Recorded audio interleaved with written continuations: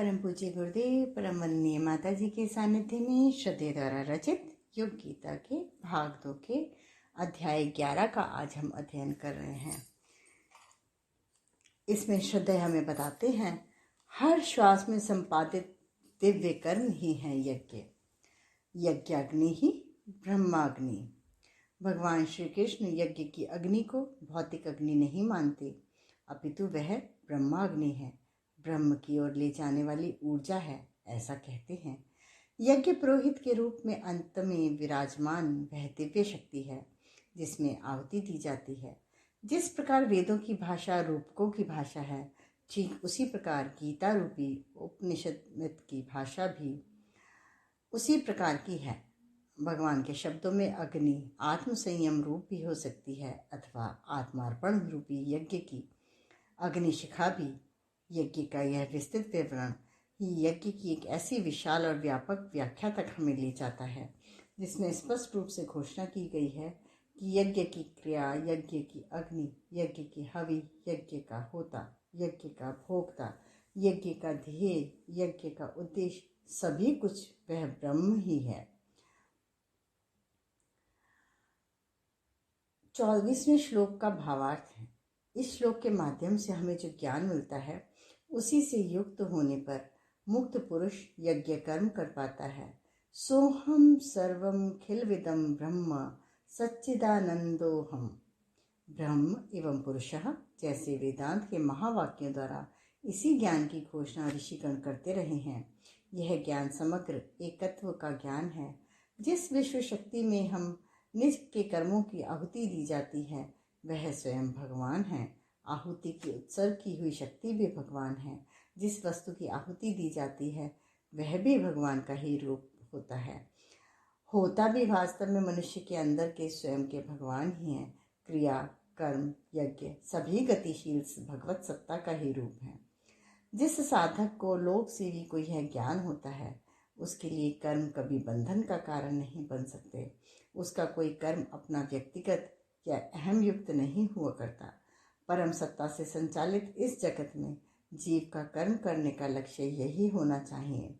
भगवान के साथ एक होकर भगवान की स्थिति और चेतना के ज्ञान को प्राप्त करना, अपना उन पर अधिकार स्थापित करना, यही ध्येय होना चाहिए कि जो इस तत्व ज्ञान को जान लेता है, इसी चैतन्य भाव में विराजमान होता है, वह मुक्त हो जाता है। पर भगवान कहते हैं कि संभव है कि सभी योगी अथवा साधक इस ज्ञान तक नहीं पहुंच पाए। इसीलिए वे अगले श्लोक में कहते हैं, दैवमेवा परे यज्ञम योगिनः पर्युपासते ब्रह्माग्नाव परे यज्ञम यज्ञे नैवोपजुह्वति। अर्थात अन्य योगी जन देवताओं के पूजन रूप यज्ञ का ही भली भांति अनुष्ठान किया करते हैं और दूसरे अन्य योगी जन परब्रह्म परमात्मा रूपी अग्नि में अभेद दर्शन रूप यज्ञ के द्वारा ही आत्म रूप यज्ञ का हवन किया करते हैं। 12 भिन्न प्रकार के यज्ञ। यहाँ जो आत्म रूप यज्ञ की बात कही गई है, उससे गीताकार का आशय है परमात्मा में ज्ञान द्वारा एक ही भाव से स्थित होकर ब्रह्म रूप अग्नि में यजन करना। इस श्लोक में भगवान ये कह रहे हैं कि इंद्र आदि देवताओं को उद्देश्य विशेष के साथ अनुष्ठित होकर दैव यज्ञ किए जाते हैं। ब्रह्माग्नि में जीवात्मा की आहुति देने को ज्ञान यज्ञ कहते हैं। ब्रह्म रूपी अग्नि में जीवात्मा की आहुति देकर जीवात्मा और परमात्मा की एकत्व भावना से होम संपादित करना श्रेष्ठतम जन प्रक्रिया है। यज्ञ शब्द को गीताकार ने परंपरागत रूढ़िवादी अर्थों से मुक्त करके विस्तृत विराट अर्थों में प्रयुक्त किया है। इसी तथ्य को हम यहाँ से 31वें श्लोक तक देखते हैं। यहाँ 12 प्रकार के विभिन्न यज्ञों का वर्णन है व उसका मर्म समझाते हैं। श्रोतादीनि इंद्रियाण्यन्ये संयमाग्निषु जुह्वति शब्दादीन विषयानन्य इंद्रियाग्निषु जुह्वति। अर्थात अन्य योगी जन श्रोत आदि समस्त इंद्रियों को संयम रूपी अग्नि में हवन किया करते हैं और दूसरे योगी लोग शब्दादि समस्त विषयों को इंद्रिय रूपी अग्नियों में हवन करते हैं। सर्वाणि इंद्रिय कर्माणि प्राण कर्माणि चापरे आत्म संयम योगाग्नो जुह्वति ज्ञान दीपिते। अर्थात अन्य योगी जन इंद्रियों की संपूर्ण क्रियाओं को और प्राणों की समस्त क्रियाओं को ज्ञान से प्रकाशित आत्म संयम रूप अग्नि में हवन किया करते हैं। अर्थात सच्चिदानंद घन परमात्मा के सिवाय अन्य किसी का भी चिंतन ही करना ही इन सब क्रियाओं का हवन करना है। द्रव्य यज्ञास्तपो यज्ञ योग यज्ञास्था परे स्वाध्याय ज्ञान यज्ञाश्च यतयः संचित व्रतः। अर्थात कई पुरुष द्रव्य संबंधी यज्ञ करने वाले हैं, कितने ही तपस्या रूप यज्ञ करने वाले हैं, दूसरे कितने ही योग रूप यज्ञ करने वाले हैं, कितने ही अहिंसा आदि तीक्ष्ण व्रतों से युक्त साधक स्वाध्याय रूपी ज्ञान यज्ञ करने वाले हैं। अपाने जुह्वति प्राणम प्राणे पानम तथा परे प्राणापान गतिर्द्वा प्राणायाम परायणः अपरे निहताहारः प्राणान् प्राणेषु जुह्वति सर्वे पीयते यज्ञविदो यज्ञक्षपित कल्मषः। अर्थात दूसरे कितने ही योगी जन अपान वायु में प्राण वायु को हवन करते हैं, वैसे ही अन्य योगी जन प्राण वायु में अपान वायु को हवन करते हैं, तथा अन्य कितने ही नियमित आहार करने वालों को प्राणायाम परायण पुरुष प्राण और अपान की गति को रोककर प्राणों को प्राणों में ही हवन किया करते हैं। ये सभी साधक यज्ञों द्वारा पापों का नाश कर देने वाले और यज्ञों का मर्म समझने वाले हैं। यज्ञ शिष्टा मृतभुजो यान्ति ब्रह्म सनातनम नायम लोकस्य यज्ञस्य कुतोन्यः कुरु सक्तम। अर्थात हे कुरुक्षेत्र अर्जुन, यज्ञ से बचे हुए अमृत का अनुभव करने वाले योगी जन सनातन पर ब्रह्म परमात्मा को प्राप्त होते हैं। यज्ञ न करने वाले पुरुष के लिए तो मनुष्य लोक भी सुखदायक नहीं है, फिर परलोक कैसे सुखदायक हो सकता है। अब तनिक उपरोक्त 6 श्लोकों पर दृष्टि डालें। उनमें 26वें सहित 30वें श्लोक तक यज्ञ के 12 स्वरूपों का वर्णन है, तो गीताकार ने अंतिम 31वें श्लोक में यज्ञ का महात्म्य बता दिया है। इसके बाद भी वे महात्म्य की चर्चा करते हुए ज्ञान यज्ञ की महिमा एवं ज्ञान को क्यों और किस प्रकार एक दिव्य कर्मी के द्वारा धारण किया जाए, इसे समझाते हुए अंततः अर्जुन की काफ़ी कुछ भ्रांतियां निर्मूल करने में समर्थ हो जाते हैं। साधक अपने जीवन को यज्ञमय बना लें, इसके लिए श्री कृष्ण 12 विभिन्न प्रकार के यज्ञों का वर्णन करते हैं। इन सभी का संबंध व्यक्ति की आंतरिक क्रियाओं और बाहिरंग संबंधों से है। इससे मनुष्य मात्र का सारा जीवन यज्ञमय बन जाता है, अनंत रूप में संव्याप्त प्रभु की निरंतर पूजा में बदल जाता है। योगेश्वर श्री कृष्ण द्वारा बताए गए 12 प्रकार के यज्ञ इस प्रकार हैं। एक सूची से हमें सब कुछ समझ में आ जाएगा। पहला, देवताओं का पूजन, यज्ञानुष्ठान देव यज्ञ। दूसरा, ब्रह्म रूपी अग्नि में जीवात्मा की आहुति देकर एकत्व भावना से होम। तीसरा, इंद्रियों का संयमाग्नि में हवन। चौथा, इंद्रियाग्नि में विषयों का हवन।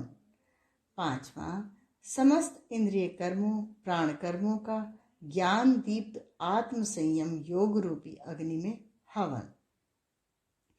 छठा, द्रव्य यज्ञ। सातवां, तपो यज्ञ। आठवां, योग यज्ञ। 9, स्वाध्याय यज्ञ। 10वां, अपान में प्राण वायु का यजन। 11वां, प्राण का अपान वायु में यजन। 12, प्राणों का प्राणों में यजन। आगे श्रद्धेय बताते हैं, उद्देश्य अनंत से तादात्म्य। उपरोक्त सभी का उद्देश्य एक ही है, साधक की शुद्धि, परम लक्ष्य की प्राप्ति हेतु तैयारी। इन यज्ञों का स्वरूप सामान्य पाठकों को समझने में थोड़ी कठिनाई हो सकती है। थोड़ा सरलीकरण करें तो यज्ञों का गूढ़ अर्थ भली भांति हृदयंगम हो सकता है। भगवान यहाँ यज्ञों का मर्म बताते हुए कहते हैं कि इनके प्रकार कुछ भी हों, हमें 3 लक्ष्य मानते हुए यज्ञ करना चाहिए। पहला, ऊर्ध्वगामिता, हमारे विचार ईश्वरोन्मुख हों। दूसरा, कषाय कल्मशों का परिशोधन, अशुद्धियों का निवारण। एवं तीसरा, अनंत के प्रति तादात्म्य भाव का विकास। हमारे विचार, हमारा चिंतन सदैव विधेयात्मक उत्कृष्टतावादी होना चाहिए। लोक हितार्थाय जीवन जीने के लिए जो महत्वपूर्ण आवश्यकता है, अंतः की पवित्रता, उसे अर्जित करना एवं अनंत के प्रति इतना नज़दीकीपन विकसित कर लेना कि दोनों में कोई अंतर ही न रहे। एक पाश्चात्य लेखक ने ट्यूनिंग विद इन्फिनिटी पुस्तक में लिखा है, अनंत के साथ एकाकार होने का हिंदुओं का जो सर्वश्रेष्ठ तरीका है, श्रेष्ठतम तरीका है, वह है यज्ञ। उसके समकक्ष किसी भी धर्म संप्रदाय में कोई भी विधि विधान नहीं देखने में आता। विद्वान लेखक जो स्वयं क्रिश्चियन धर्म को जीवन में उतारता था, नित्य यज्ञ करता था और सभी को उसने इसका महत्व भी समझाया था। यज्ञ जब इदम न मम के भाव से किए जाते हैं तो हमारे कर्म हमारे ना होकर अनंत के प्रभु के हो जाते हैं एवं अकर्म बन जाते हैं। यज्ञ का अर्थ मात्र ज्योति प्रज्वलित कर द्रव्यों का आदि का हवन नहीं है, अपितु यज्ञ एक विराट अर्थ में जीवन यज्ञ है। जो भी मेरे कर्म हो, मेरे क्षुद्र अहम के लिए नहीं, अनंत से तादात्म्य स्थापित करने के लिए हो। भगवान 12 प्रकार के यज्ञों की चर्चा करके मानव मात्र की विविध प्रकृति के लिए तरह तरह की परम सत्ता तक पहुँचने की विधियाँ भी बता देते हैं। वे कहते हैं कि कुछ योगी देवताओं की प्रीति के लिए यज्ञ करते हैं। देव यज्ञ अर्थात देव शक्तियों रूपी ट्रांसफार्मर के माध्यम से परमात्मा रूपी पावर हाउस तक पहुंचना, देव शक्तियों को तृप्त करके परमात्मा चेतना से संबंध स्थापित करना। दैव यज्ञ करने वाले भगवान की परिकल्पना उनके विविध रूपों शक्तियों में करते हैं। वे आगे कहते हैं, कुछ आत्मनियंत्रित और आत्म संयम रूपी आंतरिक यज्ञ करते हैं, जिससे एकत्व भाव प्राप्त हो, उच्चतर आत्मज्ञान की प्राप्ति हो। कुछ योगी इंद्रियों के विषयों को ग्रहण तो करते हैं, पर उस इंद्रिय व्यापार से मन को क्षुब्ध नहीं होने देते, मन पर उनका कोई असर नहीं पड़ने देते। इंद्रियों को ही विशुद्ध यज्ञाग्नि बना लेते हैं। यह एक साधना है जिनमें इंद्रियों को इतना स्तब्ध कर दिया जाता है कि अंतरात्मा अपने विशुद्ध शांत रूप में मन से बाहर निकलकर स्वतः ही प्रकट हो जाती है। सिद्धि का साधक योगी अपनी आहुति द्रव्यमय भी दे सकता है। द्रव्यमय अर्थात चैरिटी दान के निमित्त पारमार्थिक भाव से किए गए कार्य, जैसे धर्मशाला बना देना, गौशाला खड़ी कर देना, नेत्रदान यज्ञ, पीड़ा निवारण के लिए किए गए सभी कार्य, अविद्या को मिटाने के लिए, पतन को मिटाने के लिए किए गए परमार्थ भाव से संपन्न कार्य द्रव्य यज्ञ में आते हैं। कोई इस शब्द से भ्रमित ना हो कि फलाना फलाना द्रव्य डालना, उसी से आहुति करना द्रव्य यज्ञ कहलाता है। यह यज्ञ भगवान के अनुसार तपो यज्ञ भी हो सकता है, अर्थात आत्म संयम का वह तत्व जो किसी महत्तर उद्देश्य के लिए किया जाए। संयमी साधक चेतना का परिशोधन कर परमात्मा की विराट चेतना को अपने व्यक्तित्व के माध्यम से छरने देता है। यही तपो यज्ञ कहलाता है। इसके अतिरिक्त यह योग यज्ञ भी हो सकता है। योग व तप में अंतर भगवान ने 6 अध्याय के अंतिम श्लोक में तपस्विभ्योऽधिको योगी नामक श्लोक में सूक्ष्मतम ढंग से समझाया है। दूसरा अर्थ है योगाग्नि में कर्म संस्कारों का दहन।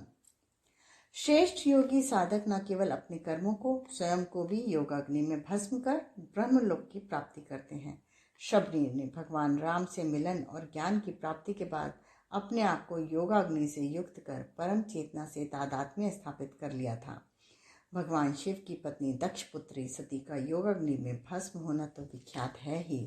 शरीर से बड़ी बात है जीवित रहते अपनी कर्म वासनाओं संस्कारों को योगी बनकर भस्मीभूत कर देना।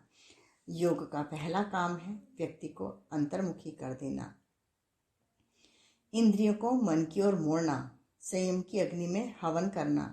संयम का दमन नहीं है, संयम का अर्थ है पूरे होशोहवास में किए गए कर्म, पूरे होश में रहकर मन की चंचलता की ओर से अंदर की ओर मोड़ना। भगवान आगे स्वाध्याय की स्व के परीक्षण व अध्यापन की क्रिया को भी यज्ञ ही बताते हैं और अंत में कहते हैं कि यह राजयोगी और हठ योगी गणों द्वारा किए गए प्राणायाम प्रधान व अन्य प्रकार के योग यज्ञ भी हो सकते हैं। समझे यज्ञ का मर्म, परम रहस्य। अब उपयोक्त यज्ञ को विस्तार से समझकर योगेश्वर की मूल शिक्षा को समझा जाए। भगवान कहते हैं कि विषयों का हवन इंद्रियों में कीजिए, इंद्रियों का मन में और मन का चित्त में, चित्त का हवन अहम में कीजिए, अहम का हवन आत्मा में कीजिए। शुद्ध निरंजन, शुद्ध बुद्धि आत्मा में इस प्रकार हवन होते ही अशुद्धियां चलने लगती हैं, ऊर्ध्वगमन होने लगता है, अनंत से तादात्म्य की परिस्थितियां बन जाती हैं। भगवान कहते हैं कि इस प्रकार यज्ञ का मर्म समझ लेने वाले सभी साधक यज्ञों द्वारा पाप का नाश कर देने वाले और यज्ञों के मर्म को समझ जान लेने वाले होते हैं। यज्ञ क्षिप्तः कल्मषः। हम सभी यज्ञ करते तो हैं पर यज्ञ को मानते नहीं, मानते तो हैं समझते नहीं। बहिरंगी क्रिया को ही सब कुछ मानकर चलते हैं तो हाथ कुछ नहीं लगता। यज्ञ का ज्ञान विज्ञान समझे बिना, उनके ज्ञान यज्ञ वाले मर्म को समझे बिना किया गया यह जंतु मात्र अग्निहोत्र की बहिरंग प्रधान प्रक्रिया है, जबकि यज्ञ हर श्वास में, जीवन की हर क्रिया में, हर विचार में संपादित किए जाने वाला एक दिव्य कर्म है। भगवान इसके पूर्व यज्ञ से ही सृष्टि से उत्पन्न होने की बात 3 अध्याय में विस्तार से कह चुके हैं। शास्त्र कहता है, यज्ञो वै श्रेष्ठतम कर्म, यज्ञ श्रेष्ठतम स्तर पर किए जाने वाले कार्य ही हैं। शतपथ ब्राह्मण। परम पूज्य गुरुदेव ने यज्ञ की सही अर्थों में पुनर्प्रतिष्ठा की। यज्ञ मात्र कर्म कांड तक कुछ प्रतिष्ठित समृद्धि संपन्न व्यक्तियों तक, सकाम यज्ञ करने वालों तक सीमित होकर रह गए थे। उन्होंने इन्हें जन जन के लिए प्रत्येक की क्षमता योग्यता अनुसार सुलभ बना दिया। दान, देव पूजन, संगतिकरण की यज धातु के 3 अर्थ उन्होंने युगानुकूल व्याख्या की एवं जन जन की यज्ञ वृत्ति को जगा दिया, यज्ञों की परंपरा को पुनर्जीवित किया एवं पूरे युग को यज्ञमय कर सतयुग की वापसी की प्रक्रिया को गति दी। पुरुष सूक्त कहता है कि उस सर्वभूति यज्ञ से ही चारों वेद जन्मे, उन्हीं का विस्तार ज्ञान में, वैदिक संपदा के सब तक पहुंचने में हुआ। परम पूज्य गुरुदेव का जीवन यज्ञमय रहा। वे इसमें जीवन भर एक समिधा बनकर चले एवं तिल तिल कर अपने कण कण की आहुति देकर एक दिव्य कर्मी को कैसा होना चाहिए इसका शिक्षण दे गए। हम उनके जीवन से यही शिक्षण लें, स्वयं के जीवन को यज्ञमय बना सकें। यही प्रेरणा सतत हमें मिलती रहनी चाहिए। शांति कुंज के उद्दाताओं द्वारा एक बड़ा ही सुंदर गीत गाया जाता है, हे प्रभु जीवन हमारा यज्ञमय कर दीजिए। यदि इस गीत के मर्म को जीवन में उतारा जाए तो सभी का जीवन सही अर्थों में दिव्य बन जाता है। यज्ञ वृत्ति अर्थात निम्नगामी प्रकृति की क्रियाओं को अपने अधीन कर उस दिव्य आनंद का रसास्वादन किया जाए तो यज्ञ से आत्म बलिदान से श्रेष्ठ उद्देश्यों पर न्यौछावर होने से प्राप्त होता है। आज की स्वाध्याय का क्रम यहीं समाप्त होता है। धन्यवाद।